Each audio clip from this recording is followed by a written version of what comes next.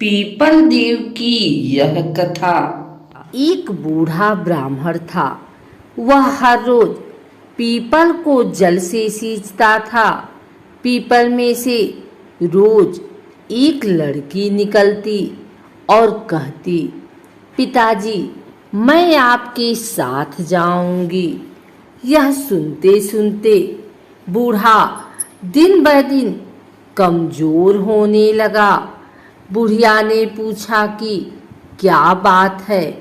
बूढ़ा बोला कि पीपल से एक लड़की निकलती है और कहती है कि वह भी मेरे साथ चलेगी। बुढ़िया बोली, कल ले आना उस लड़की को, जहाँ 6 लड़कियाँ पहले से ही हमारे घर में हैं, वहाँ 7वीं लड़की और सही। अगले दिन बूढ़ा उस लड़की को घर ले आया। घर लाने के बाद बूढ़ा आटा मांगने गया तो उसे पहले दिनों की अपेक्षा आज ज़्यादा आटा मिला। जब बुढ़िया वह आटा छानने लगी तो लड़की ने कहा कि लाओ माँ, मैं छान देती हूँ। जब वह आटा छानने बैठी तो परात भर गई। उसके बाद माँ खाना बनाने जाने लगी तो लड़की बोली कि आज रसोई मैं बनाऊंगी। तो बुढ़िया बोली कि ना, तेरे हाथ जल जाएंगे। लेकिन लड़की नहीं मानी और वह रसोई में खाना बनाने गई तो उसने तरह तरह के 36 व्यंजन बना डाले और आज सभी ने भर पेट खाना खाया। इससे पहले वह आधा पेट भूखा ही रहते थे। रात हुई तो बुढ़िया का भाई आया और कहने लगा कि दीदी मैं तो खाना खाऊंगा। बुढ़िया परेशान हो गई कि अब खाना कहाँ से लाएगी। लड़की ने पूछा कि माँ क्या बात है।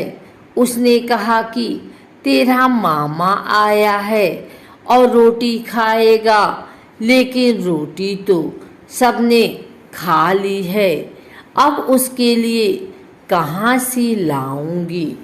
लड़की बोली कि मैं बना दूंगी और वह रसोई में गई और मामा के लिए 36 व्यंजन बना दिए। मामा ने भर पेट खाया और कहा भी, ऐसा खाना इससे पहले उसने कभी नहीं खाया है।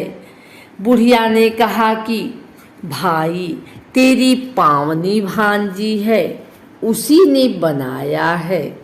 शाम हुई तो लड़की बोली कि माँ चौका लगा के चौके पर दिया जला देना, कोठे में मैं सोऊंगी।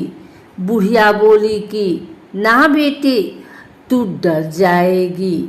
लेकिन वह बोली कि ना, मैं ना डरूंगी, मैं अंदर कोठे में ही सोऊंगी।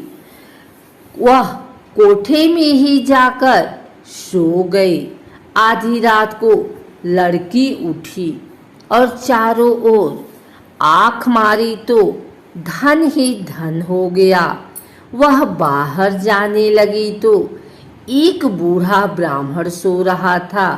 उसने देखा तो कहा कि बेटी तू कहाँ चली। लड़की बोली कि मैं तो दरिद्रता दूर करने आई थी, अगर तुम्हें दूर करवानी है तो करवा लो। उसने बूढ़े के घर में भी आँख से देखा तो चारों ओर धन ही धन हो गया। सुबह सवेरे सब उठे तो लड़की को न पाकर उसे ढूंढने लगे कि पावनी बेटी कहाँ चली गई।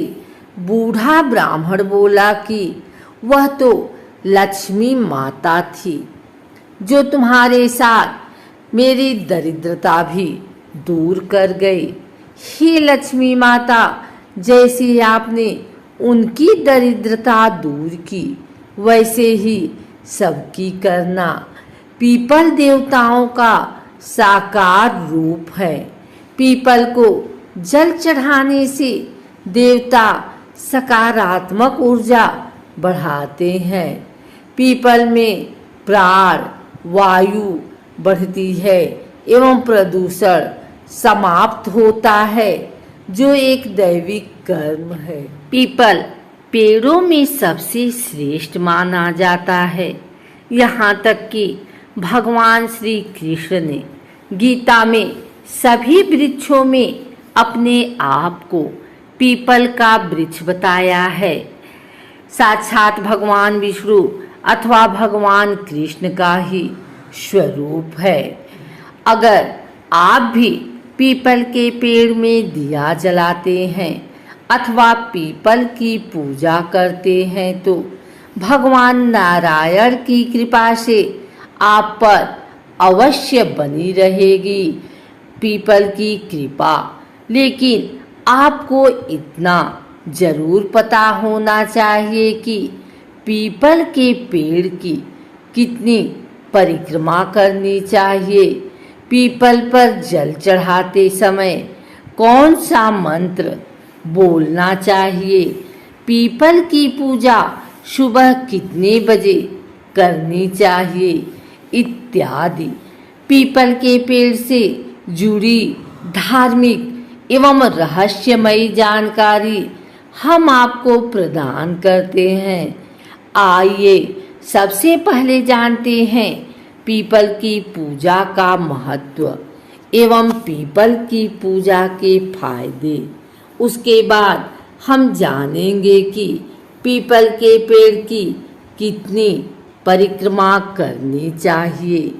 हिंदू धर्म में पीपल को साक्षात भगवान नारायण का ही स्वरूप बताया गया है। पीपल की पूजा करने का प्राचीन काल से विशिष्ट महत्व रहा है। पीपल की पूजा करने मात्र से भगवान नारायण एवं महालक्ष्मी की पूजा की जाती है। अक्सर लोग अमावस्या एवं पूर्णिमा के दिन पीपल की पूजा करते हैं। पीपल ही एक ऐसा अद्वितीय वृक्ष है जिसके नीचे गौतम बुद्ध से लेकर के विभिन्न ऋषि मुनियों ने अखंड ज्ञान प्राप्त किया है। पीपल के वृक्ष को देखकर हैरान होते हैं क्योंकि पीपल का ही एकमात्र ऐसा वृक्ष है जो 24 घंटे ऑक्सीजन छोड़ता है। आइए जानते हैं पीपल की पूजा के फायदे। पीपल भगवान नारायण का स्वरूप है। पीपल में ही माँ लक्ष्मी का भी वास माना जाता है। पीपल के पेड़ में जल चढ़ाने के लिए विशेष बात का ध्यान रखना चाहिए कि सूर्योदय से पहले पीपल के पेड़ में कभी भी जल न चढ़ाएं। सूर्योदय से पहले पीपल का पेड़ देखना भी नहीं चाहिए और ना ही पीपल के पेड़ के पास जाना चाहिए। जब सूरज उग जाता है उसके बाद ही पीपल के पेड़ में जल चढ़ाना चाहिए। ऐसा शास्त्रों में उल्लेख पाया जाता है। सूर्योदय से पहले पीपल के पेड़ के पास जाने से अथवा पीपल के पेड़ की पूजा करने से, पीपल के पेड़ में जल चढ़ाने से, पीपल के पेड़ की परिक्रमा करने से घर में दारिद्र्य आता है। अतः सूर्योदय के बाद ही पीपल के पेड़ में जल चढ़ाना चाहिए।